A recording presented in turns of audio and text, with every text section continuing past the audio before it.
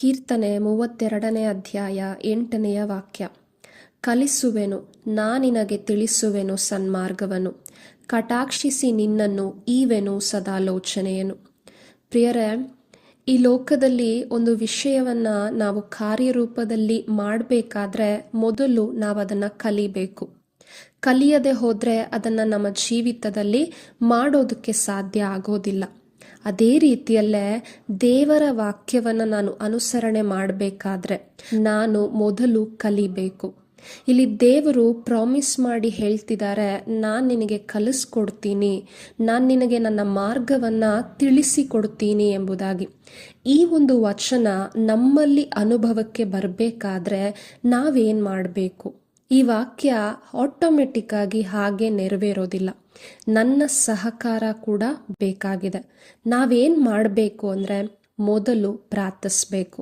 ದೇವ್ರ ವಾಕ್ಯ ಹೇಳುತ್ತೆ, ನನ್ನನ್ನು ಬೇಡಿಕೋ, ನಾನು ನಿನಗೆ ಗೂಢಾರ್ಥಗಳನ್ನು ತಿಳಿಸಿಕೊಡುವೆನು ಎಂಬುದಾಗಿ. ಆದ್ದರಿಂದ ಮೊದಲು ನಾವು ಪ್ರಾರ್ಥಿಸುವವರಾಗಬೇಕು. Lord, teach me your ways, ನಿಮ್ಮ ಮಾರ್ಗ ನನಗೆ ತೋರಿಸಿ ಕೊಡಿ ಎಂಬುದಾಗಿ. ಎರಡನೆಯದು ಆಸಕ್ತಿ. ಪ್ರಿಯರೇ, ದೇವರ ವಾಕ್ಯ ಹೇಳುತ್ತೆ, ಅವರ ಪ್ರೀತಿಯನ್ನು ಅರಿಯಲು ನೀವು ಆಸಕ್ತರಾಗಬೇಕು ಎಂಬುದಾಗಿ. ಅದರಿಂದ ನಾವು ಹೆಚ್ಚು ದಾಹಪಟ್ಟು ಆಸಕ್ತಿಯಿಂದ ದೇವರ ವಾಕ್ಯವನ್ನು ಕಲಿಯಲು ಸಮಯ ಕೊಟ್ಟು ಆಸಕ್ತಿ ವಹಿಸುವಾಗ ಈ ಒಂದು ವಾಗ್ದಾನ ನೆರವೇರ್ತದೆ. ಮೂರನೆಯದು ಆಲಿಸುವವರಾಗಬೇಕು. ನಮಗೆ ಕಲಿಸಿಕೊಡುತ್ತಿರುವಂತಹ ಆ ದೇವರ ಸ್ವರಕ್ಕೆ ನಾನು ಕಿವಿಗೊಟ್ಟು ಆಲಿಸುವಾಗ ದೇವರ ಮಾರ್ಗವನ್ನು ನಾನು ತಿಳಿದುಕೊಳ್ಳೋದಕ್ಕೆ ಸಾಧ್ಯವಾಗ್ತದೆ. ಅದರಿಂದ ನಮ್ಮ ಗುರು, ನಮ್ಮ ಟೀಚರ್ ಯೇಸು ಪ್ರಭು ಸದಾಕಾಲ ನಮಗೆ ಕಲಿಸಿಕೊಡಲು ನಮ್ಮೊಂದಿಗೆ ಇದ್ದಾರೆ. ಈ ವಾಗ್ದಾನ ನಮ್ಮೊಬ್ಬೊಬ್ಬರಲ್ಲಿಯೂ ನೆರವೇರುವಂತೆ ಈ 3 ಪಾಯಿಂಟ್ಸನ್ನು ನಾವು ಮಾಡುವವರಾಗೋಣ.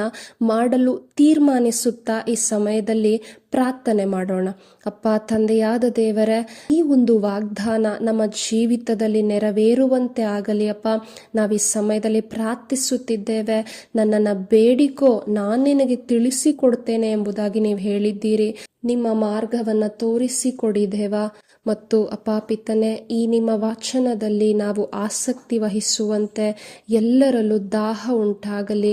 ಮತ್ತು ನೀವು ಮಾತನಾಡುವಂತಹ ಸ್ವರವನ್ನು ಕೇಳಿಸಿಕೊಳ್ಳಲು ಇರುವಂಥ ಎಲ್ಲ ಅಡಚಣೆಗಳು ದೂರವಾಗಲಿ ಎಂದು ಯೇಸು ನಾಮದಲ್ಲಿ ನಾವು ಪ್ರಾರ್ಥಿಸುತ್ತಿದ್ದೇವೆ. ನಮ್ಮ ಒಳ್ಳೆಯ ತಂದೆಯೇ, ಆಮೇನ್.